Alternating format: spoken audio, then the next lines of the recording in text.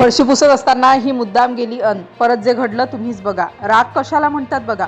बॉसने पाहिलं आणि पुढच्या काही मिनिटात जे घडलं त्याची कुणालाच कल्पना नव्हती. सकाळची वेळ होती. बँकेचे कामकाज सुरू होण्यापूर्वीच एक महिला कर्मचारी नेहमीप्रमाणे साफसफाईच्या कामात व्यस्त होती. तिच्या हातात पुसण्याचा कपडा होता आणि ती संपूर्ण फरशी चमकदार करण्यासाठी मनापासून मेहनत घेत होती.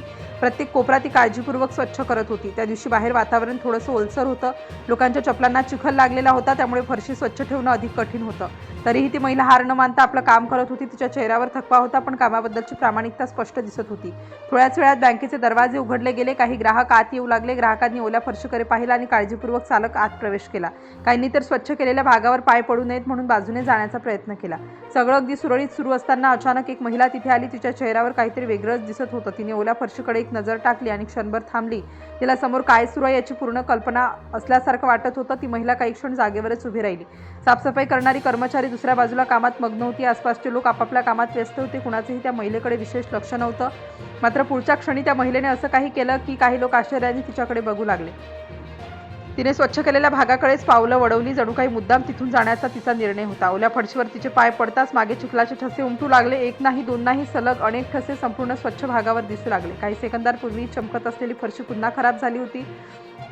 हे दृश्य पाहून साफसफाई करणाऱ्या महिलेच्या चेहऱ्यावरचे भाव बदलले. तिने काहीच बोलली नाही. ती शांतपणे उभी राहिली, पण तिच्या डोळ्यात निराशा स्पष्ट दिसत होती. एवढी मेहनत करून केलेलं काम काही क्षणात खराब झालं होतं. आजूबाजूला उभ्या असलेल्या काही लोकांनाही ते दिसलं. त्यांनी ते पाहिलं. त्यांना वाटलं कदाचित ती महिला चुकून तिथे गेली असेल, पण काहींना तिचं वागणं मुद्दाम केल्यासारखं वाटत होतं. त्यामुळे वातावरणात एक विचित्र शांतता पसरली. दरम्यान बँकेच्या वरच्या मजल्यावर असलेल्या केबिनमधून हे सगळं कुणीतरी पाहत होतं. मोठ्या काचेच्या खिडकीतून खालील संपूर्ण परिसर स्पष्ट दिसत होता. मात्र खाली उभ्या असलेल्या लोकांना याची कल्पनाही नव्हती. साफसफाई करणारी महिला पुन्हा एकदा कामाला लागली. तिने कोणतीही तक्रार केली नाही, कोणाशी वाद घातला नाही. शांतपणे तिने पुन्हा फरशी स्वच्छ करायला सुरुवात केली. ही पाहून काही जण अधिकच भावूक झाले. ज्यांनी चिखलाचे ठसे उमटवले होते ती महिला मात्र निर्धास्तपणे पुढे निघून गेली. जणू काही घडलंच नव्हतं. तिच्या चेहऱ्यावर कुणीही खंत किंवा अपराधीपणाची भावना दिसत नव्हती. वेळ पुढे सरकत होती. बँकेतील नेहमीची कामं सुरू होती, पण काही कर्मचारी अजूनही त्या घटनेबद्दल कुजबूज करत होते. सगळ्यांच्या मनात एकच प्रश्न होता की यावर काही कार्यवाही होणार का. अचानक काही मिनिटांनंतर एका कर्मचाऱ्याला वरच्या ऑफिसमध्ये बोलावण्यात आलं. त्यानंतर आणखी काही लोकांना तिथे जाण्यास सांगितलं गेलं. वातावरण अधिकच गंभीर होत चाललं होतं.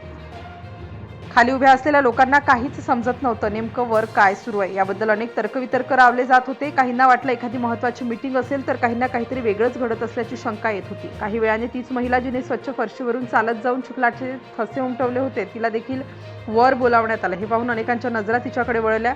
ती आत्मविश्वासाने वर गेली खरी, पण आत गेल्यानंतर काही मिनिटात परिस्थिती बदलल्याचं दिसू लागलं. केबिनच्या बाहेर उभ्या असलेल्या काही कर्मचाऱ्यांच्या चेहऱ्यावर गंभीर भाव होते.